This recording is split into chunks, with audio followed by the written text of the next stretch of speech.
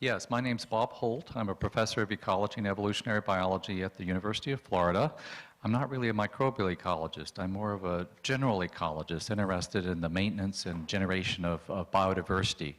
But I think the reason I'm in this panel is that the same principles that apply to the chaparral vegetation and the bird populations in Back Bay here near this Beckman Center also apply to the microbial communities that are found in any environments where microbes occur, including inside buildings. And of course, there may be unique features of microbial systems that are distinct from those of macro systems, birds, plants, and so forth, because microbes evolve incredibly fast. They swap genes. They may have spores that live a very long period of time. There may be some biologically very distinctive features that show up in trying to think through the determinants of microbial diversity and ecosystem functioning. And my job here is really not to talk, is to introduce the three great speakers we've got lined up for this session, each of whom will talk for approximately 20 to 25 minutes. We have an hour and a half total, and I'd like people to think of questions but save them till the end when we'll have a general round discussion. So our first speaker in this session is Dr. Janet Jansson from the Pacific Northwest National Laboratory, where she moved to the States after many years of a distinguished career at Uppsala in Sweden. She's currently president of the International Society of Microbial Ecology, which is right at the heart of what we're trying to do intellectually in understanding the microbiomes of the built environment. And her talk is titled Microbial Community Response to Environmental Conditions and the, quote, Microbiomes in Transition, MIN-T, close quote, initiative.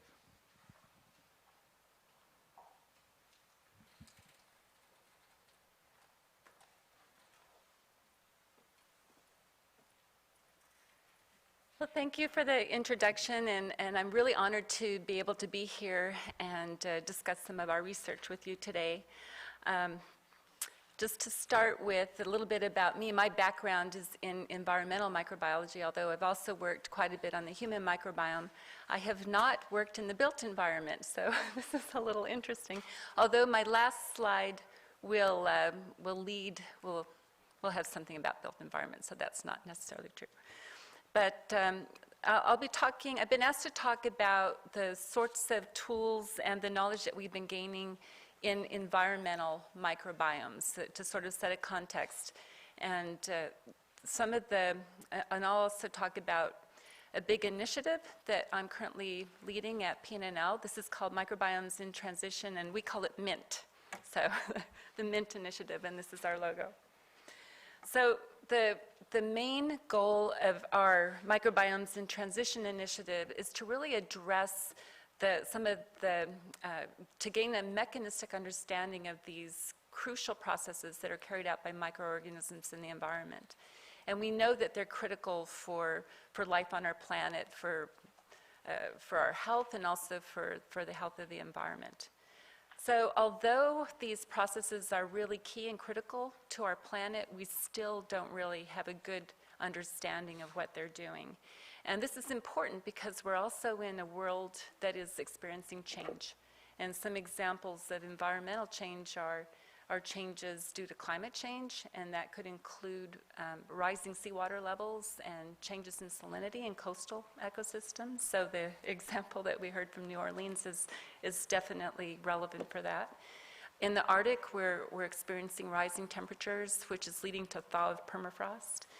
On the West Coast, where I am right now, I know it's raining today, but I understand it normally is not raining, and the increased drought is also resulting in increased fire frequency, and how is that impacting the microorganisms that live in those environments? Similarly, in our own human ecosystems, our microbiomes are experiencing transitions, and this can be due to changes in our diets. We know that has a profound impact. Also, disease is very, very correlated to the microbiome. And then something that we're studying in our MINT initiative is exposure to chemicals and other kinds of molecules, and how that is influencing our microbiome. So this is our MINT team. This is in one of our buildings at PNNL. So we're a large group. It's a multidisciplinary program. And the application areas are diagrammatically shown here for this initiative. So for applications, we're looking both at the environmental side and also at the human side with a specific focus on these environmental exposures to humans. And integrating these application areas are advances in computational biology. We get a lot of data.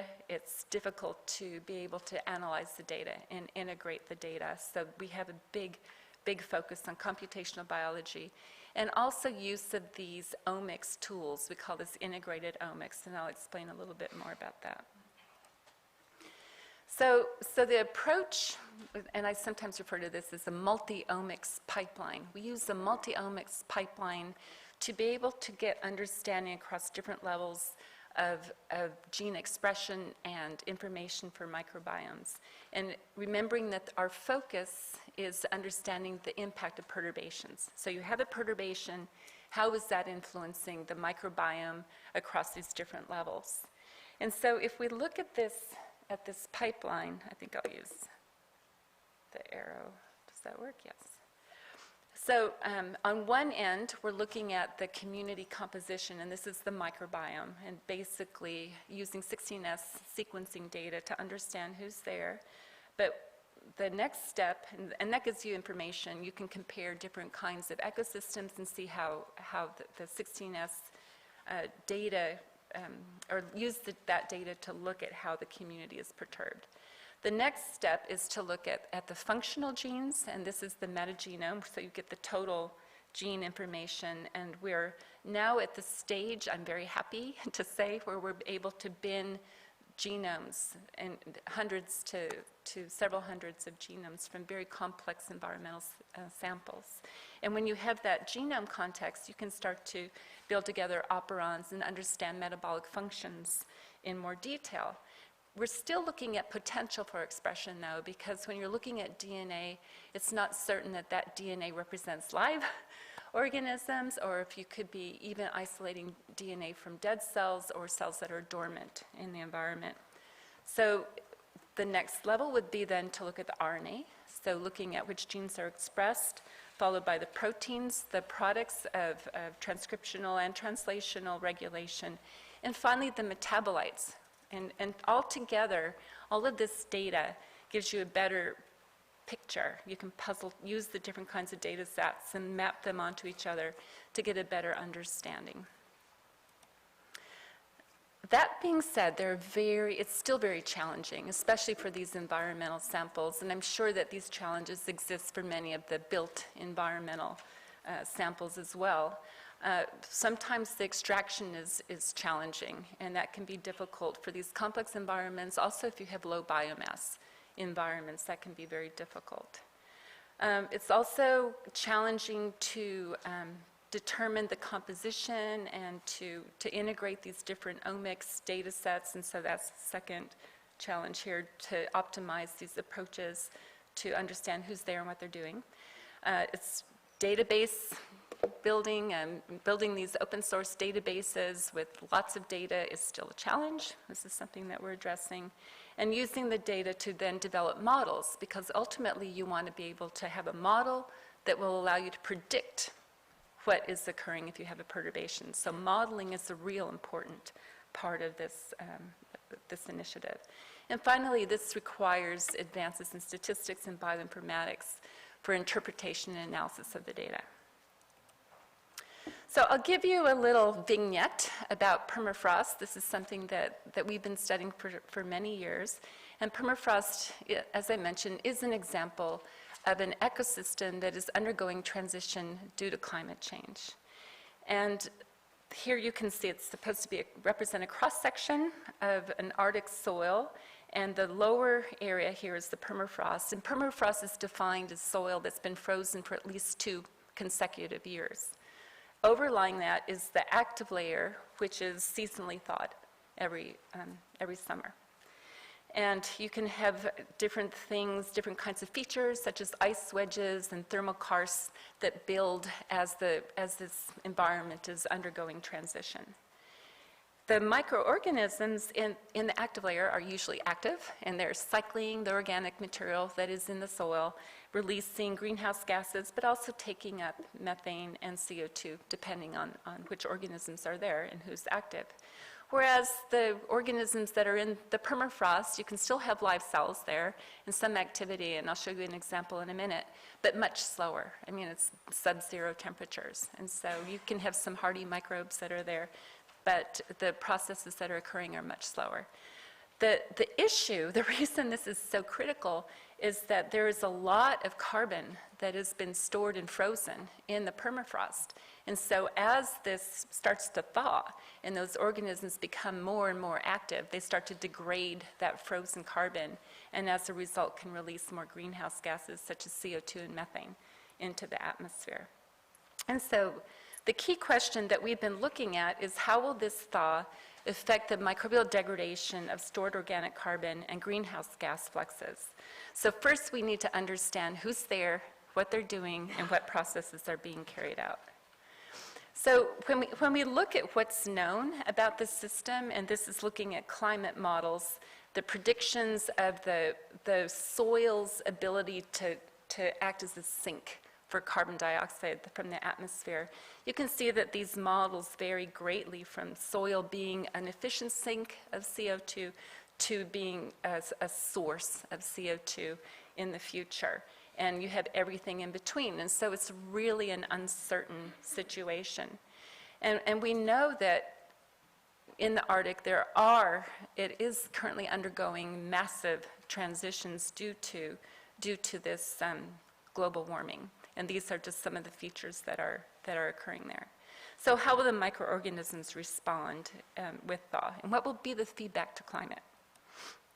Well, these are some of the sites that we've been looking at in the Arctic. We've been focusing on the northern hemisphere.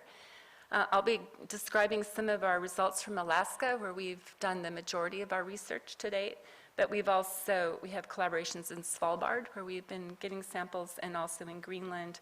And this is me having a lot of fun on a trip to Greenland and going through icebergs. It was really great. So this one set of experiments that I'll talk about is from Central Alaska, and this was mainly carried out by a former postdoc in my group, Jenny Hultman, and also it was a collaboration with the USGS. And they went out, so the USGS, Mark Waldrop and his colleagues collected cores from us across a thaw gradient that included frozen permafrost, the active layer, and a collapsed thermokarst bog.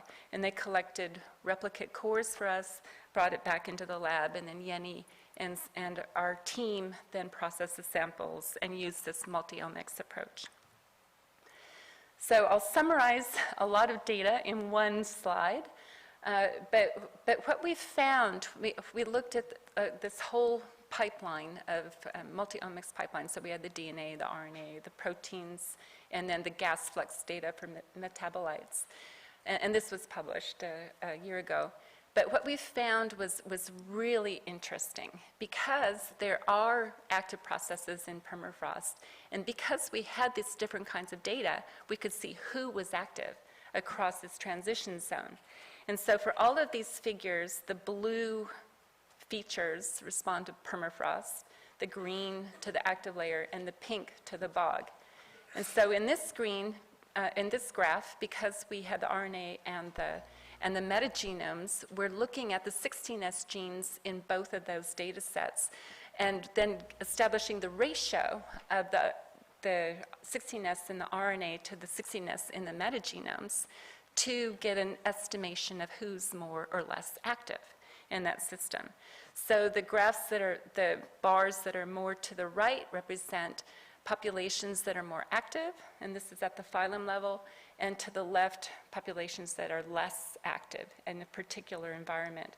And so we can see here that the Cranarchaeota are more, they're expressing relatively more genes, or their 16S genes in the active layer. And by contrast, we have more actinobacteria in the bog, we have more Euryarchaeota in the bog. That makes sense because your Euryarchaeota there are methanogens in that group, and we see methane generation processes in the bog, and so on. And this lower set of panels then is looking at the protein data. And so if we go farther down this omics pipeline, we can see what proteins are actually produced. And I know that there's a lot of detail here, but the main thing to see across these this is like a mock process level map of proteins that we see, is that they vary dramatically across these different landscape features. We do find proteins in the permafrost. So there are proteins that are produced. What we don't know is if they're representative of organisms that are growing or if they're frozen and that those proteins are intact. But when we relate the proteins to the RNA, which is more short-lived, then that helps us to be more confident that those are actually representative of growing organisms. One of the things that surprised us when we looked at the permafrost was we found a lot of proteins for iron-reducing populations, like rotiferax, which we didn't expect. So we went back to the site and saw that there was quite a bit of iron in that sample, but we wouldn't have thought to look for that if we hadn't got these data. So our hypothesis is that we have these iron-reducing populations that are alive in permafrost and carrying out iron reduction. As we go across this transect, though, we start to, as we get to the permafrost, the thermokarst, this collapsed bog, we don't see iron reduction. Instead, we see methanogenesis. And so there's this transition of activity, change in redox processes as you go across this transect. Now, the implications are that you are going from one kind of biochemical energetic process towards one that is releasing greenhouse gases into the atmosphere. And so that could have direct implications for the climate. So we're still looking at permafrost in our MINT consortium, and this is a taste of some of the data that we're looking at currently. So this is not yet published data. And what we're doing within MINT is we're really honing in on the fine process details of the system using new measurement and computational capabilities that we have. And so this is an example of a set of experiments carried out by James Stegan and Eric Botos at PNNL. And they looked across a gradient of continuous permafrost, which you see in yellow, to discontinuous permafrost, which is in blue. So they sampled cores right along that transect where there is currently a transition that's going on into more and more of the discontinuous permafrost. They collected the cores, they performed anaerobic incubations in the laboratory, and they looked at how the community composition was changing over time, but also the chemical composition in those cores using very detailed chemical assays. Now, this simple graph here is looking at 4 different cores over time, and each core, source core, has a different color. So it's 4 different cores, 4 incubations over time. And what you can see is that there is movement. This is at the time 0, and these are the later sampling days. And what happens is that all of the cores, you see a shift in the microbial community composition to the left, but they retain their distance from each other in the y-axis. So there is a coordinated shift in composition, but still these communities are somewhat distinct as they're undergoing this transition. And we see the same thing when we look at the chemical composition. This is actually looking at all of the data from starting with 0 days incubation during the incubation period. And we can see this gradual shift in the metabolite composition in these samples. And one of the things that happened during these incubations is that we had a very high enrichment of one organism, which happened to be rotiferax, the same one that we found in our other study, this iron-reducing population, which really came to dominate the community at the end of this incubation period. And we now have isolated this organism. So a couple of things about this study that I'd like to emphasize. The measurement capabilities that we're using are unusual and quite novel. So we have at the EMSL, the Environmental Molecular Sciences Laboratory at PNNL, a very advanced mass spectrometer. It's called FTICR mass spectrometry. It's a 21 Tesla magnet, and there's only 2 in the world, and 1 is there. And the nice thing about this is that it gives you very, very high mass accuracy measurements of molecules. And when I saw this data, I was really amazed because, and I know I'll explain it in a second, but we're looking at, in this panel here, the masses, and the masses that are seen in the same sample are connected to each other.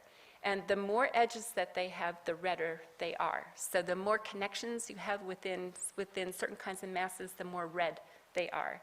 And as you start to look for connections that are really well defined, you start to see these 2 subnetworks start to separate out. And when we look at what is it that is separating those 2 subnetworks, it's a phosphate group.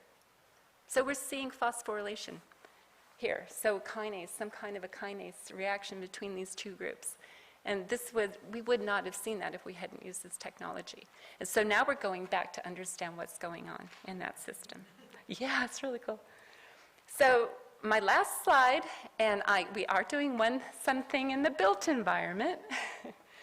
And this is in press. This is looking at a study of mice and looking at the complex interplay between the host genome, the genetics, diet, and the microbiome, and the metabolome. So it's looking at a lot of different features. And I'll give you just a little taste of what this study did. It was a very, very large study. But we looked at 2 different built environments. So when I was preparing this, I thought, yeah, we did do something with the built environment. We looked at this collaborative cross mouse strain. Are any of you familiar with this collaborative cross mouse strain? It doesn't cohort. So what that is, there are 8 founding mouse strains, and they've been interbred to form this collaborative cross. And so you know what all the genes are in these mice. There's like 25 different strains, and they're very well genetically defined. And you have everything from black mice to white mice and tinted mice and brave mice. You know, the whole repertoire. And so we studied this collaborative cross in 2 different built environments, 2 different locations, and then we moved them to a 3rd location, and we sampled the microbiome and the metabolome in all 3 locations, also through 2 generations. And what we found was that through 2 generations, there was this signature of the early life environment that carried through for 2 generations. Even when they were transported to a 3rd facility, there was still a signature of that early life environment, which we didn't expect.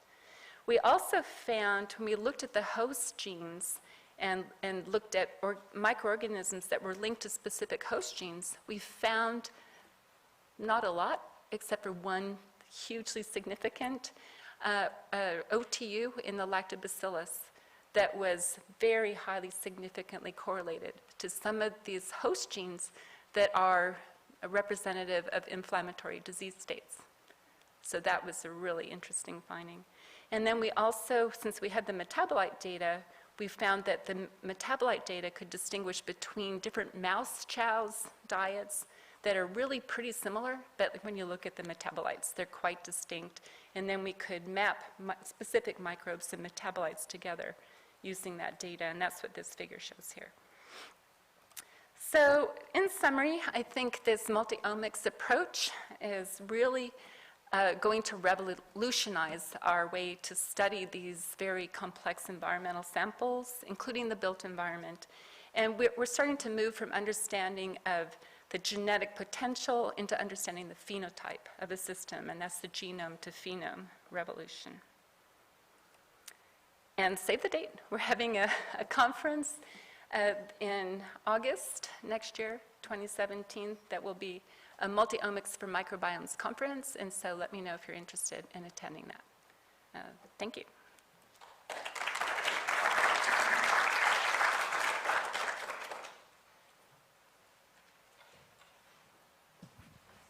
Thanks, Janet, for that really fascinating talk, and I'm sure there'll be lots of questions later. So our next speaker this morning is Dr. Sarah Evans, who's an assistant professor at Michigan State University, having moderately recently moved there from Colorado State.